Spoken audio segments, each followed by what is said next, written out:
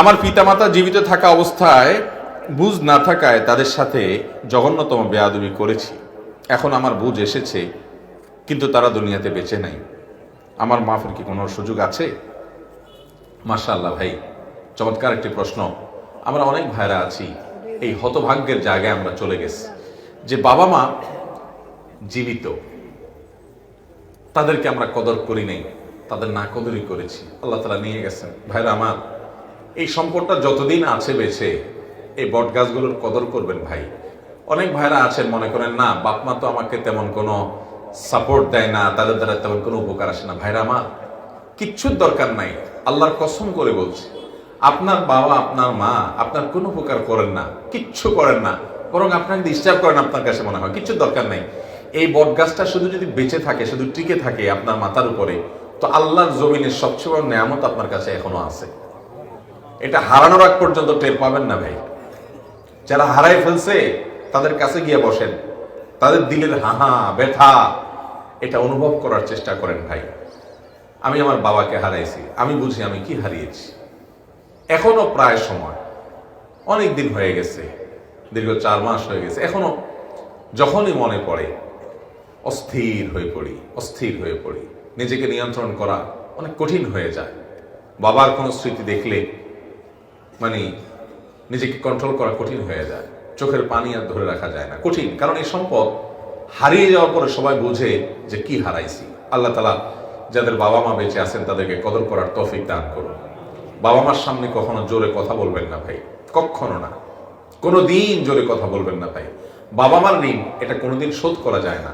নিজের গায়ের চামড়া দিয়ে যদি বাবাকে মাকে জুতা বানায় দেন, আপনার নিজের শরীরের চামড়া দিয়ে যদি জুতা বানায় দেন আপনার বাপ মাকে, ঋণ শোধ হবে না ভাই। এই ঋণ শোধ করা যায় না, আপনি চাইলেও পারবেন না ঋণ শোধ করতে। একজন সাহাবী এক ব্যক্তিকে দেখলেন তার মাকে পিঠের উপর নিয়ে তওয়াফ করতেছেন। হজে যারা গেছে তারা জানেন নিজের শরীর নিয়ে হজ করা কত কষ্টের কাজ। সেখানে একজন বৃদ্ধ মানুষকে কাঁধের উপরে নিয়ে নিয়ে আরাফাত, মিনা, মুজদালিফা, তওয়াফ, সাই এগুলো করা যে কত কষ্টের, এটা যারা হজ করছেন তারা জানেন। তো একজন লোক এরকম কষ্ট করতে করতে তার ভিতরে এক ধরনের আত্মতৃপ্তি আসছে যে আমি তো আমার মায়ের হক মনে হয় আদায় করে ফেলছি। যে মা আমাকে গর্ভে ধারণ করেছেন, দুগ্ধ দান করেছেন, আমি মনে হয় হক আদায় করে ফেলেছি। তখন তিনি ওই সাহাবীকে জিজ্ঞাসা করলেন, আমি আমার মার হক আদায় করছি না? কি বলো, এত কষ্ট করছি আমি? উনি বলছেন, জি না, তুমি এরপরও তোমার মায়ের হক যেভাবে আদায় করা দরকার তার সবকিছু আদায় করে সমান সমান করে দিয়েছো। এটা হয় নাই, সম্ভব না এটা।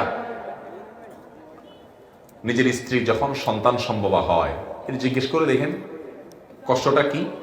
আরে ভাই, স্ত্রীকে জিজ্ঞেস করার দরকার নাই। আপনার পেটের সাথে 3 কেজি 4 কেজি ওজনের পাথর, ইট, এটা পেটের সাথে একটু ঝুলায় রেখে 1 সপ্তাহ একটু হাঁটা চলা করেন, শুয়ে দেখেন, ঘুমায় দেখেন কেমন লাগে। আমার কথা বোঝেন নাই? একটা ইট সুন্দর করে প্যাকেট করে পেটের সাথে ঝুলাইয়া, বেশি না, মাত্র 7 দিন বাজারে ঘাটে চলাফেরা, ঘুম, গোসল, খাওয়া দাওয়া সবকিছু করেন, দেখেন কেমন লাগে। ভাইরা আমার, 10 মাস যে গর্ভধারণ করে, স্বয়ং আল্লাহ তাআলা কোরআনে বলছেন, হামালাতহু উম্মুহু কুরহান ওয়া ওয়াদাআতহু কুরহা। মানুষের মা তাকে অনেক কষ্ট করে গর্ভধারণ করে। আল্লাহ বলছেন কষ্ট করে গর্ভধারণ করে, আল্লাহ জানেন। এবং গর্ভ খালাস করেন, সন্তানকে জন্ম দেন যখন, অনেক কষ্ট হয় ভাই। এই কষ্ট জীবনে কোনোদিন আমরা কল্পনাও করতে পারবো না। এরপরে তো দুগ্ধদানের কষ্ট আছে ভাই। আমরা যারা বাবা, বাচ্চারা একবারে বেশি 2বার ডিস্টার্ব করলে ধমক একটা বেশি 5টা দিয়ে দিই। আর মা অনেক মা আছে দেখবেন ঘুম পাগল মা, কিন্তু বাচ্চা যখন একটু মা করে উঠে, একটু আওয়াজ দিয়ে উঠে, ঘুম পাগল মাটা পর্যন্ত ঘুম থেকে জেগে যায়। ভাই, মা বাপের ঋণ কোনদিন শোধ করা যায় না। খবরদার, অনেক যুবক ভাইরা আছেন, অনেক ছোট বাচ্চা আছে। আজকে সকালে আমার বাসায় এক ভদ্রলোক তার ছোট ছেলেকে নিয়ে আসছে, এরকম একটা ছোট ছেলে, কত আমার 7-8 বছর বয়স হবে।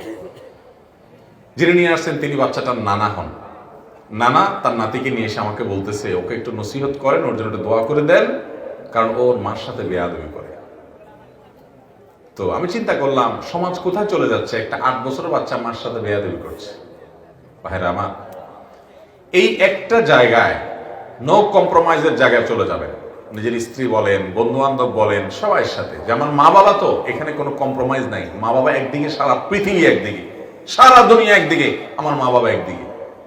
চেষ্টা করবেন তো ইনশাআল্লাহ? ভাইরা আমার, যারা মা বাবাকে হারিয়ে ফেলেছেন, কদর করতে পারেন নাই, এখন আফসোস হচ্ছে, আপনাদের জন্য করণীয় আছে। সহিহ মুসলিমের হাদিসে বর্ণিত হয়েছে, নবী করিম সাল্লাল্লাহু আলাইহি সাল্লাম বলেছেন, ইন্না মিন আবাররিল বিররি রাজুলি মাআল ওয়ালিদাইন,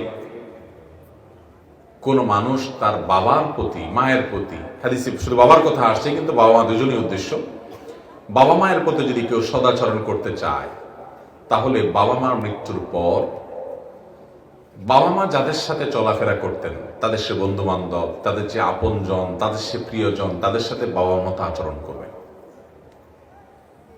যেমন আপনার বাবার একজন বন্ধু ছিলেন, তার সাথে উনি অনেক বন্ধুত্ব ছিল, আপনি তাকে বাবার মতো সম্মান করবেন। আপনার মা বান্ধবী ছিল, আপনার এক খালার সাথে তার খুব সম্পর্ক ছিল, আপনি অন্য খালার চাইতে ওই খালাকে একটু বেশি কেয়ার করবেন, কারণ মায়ের বান্ধবী।